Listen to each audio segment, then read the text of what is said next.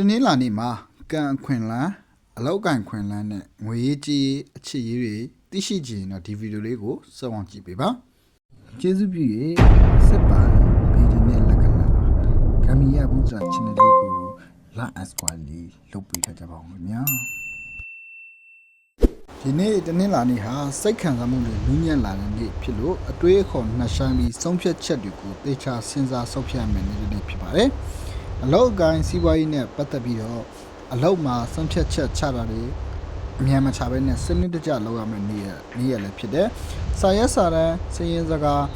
စီမံကိန်းတွေမှာလည်းကံတွေဖြည့်ရှင်းနိုင်မယ့်အခြေအနေဖြစ်ပါတယ်။အလောက်တွေစတင်ဖို့ထက်လုပ်ငန်းမှာလိုအပ်တာတွေပြင်ဆင်ပြုပြင်ခြင်းရှင်းတဲ့အလုပ်တွေကိုတိုးချဲ့တဲ့နေ့တစ်နေ့ဖြစ်တယ်။ကိုယ့်ရဲ့မိသားစုလုပ်ငန်းတပိုင်းတိုင်းလုပ်ငန်းတွေမှာစီစနစ်ကြကြလုပ်ကံပြီးတိုးချဲ့တဲ့နေ့ရက်ကောင်းလည်းဖြစ်ပါတယ်။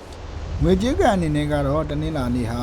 ငွေဝင်ကံတစ်ဖြည်းဖြည်းကောင်းလာမယ်နေ့မိသားစုနဲ့ပတ်သက်တဲ့အသုံးစိတ်တွေပေါ်လာနိုင်ပြီးထွက်ငွေလည်းရှိနေပါလိမ့်မယ်အကျွေးရှိနေသူတွေအနေနဲ့အကျွေးပေးချေမှုမှာအချိန်နည်းနည်းယူရနိုင်တယ်တနင်္လာနေ့အတွက်အခြေရေးကတော့အနာဂတ်အတွေးစိတ်တွေများလာနိုင်တဲ့နေ့စင်ကာတွေအတွက်အရင်ကမေ့နေတဲ့သူတယောက်ပြန်ဆက်သွယ်လာနိုင်တယ်ဇုံလွဲတွေအတွက်ကတော့အပြောဆိုကိုနူးညံ့စွာပြောရင်အခြေရေးပြန်လဲချုံမွေလာပါလိမ့်မယ်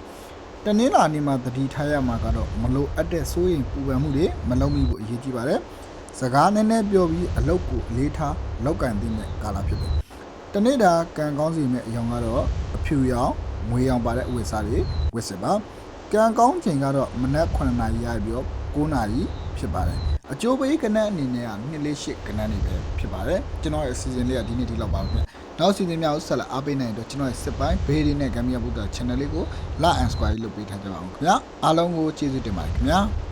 ကျေးဇူးပြု၍စစ်ပိုင်းဘေးဒီနဲ့လက္ခဏာဂမ်ဘီယာဘူတာ channel လေးကိုလာအန်စကွာကြီးလုပ်ပေးထားကြပါအောင်ခင်ဗျာ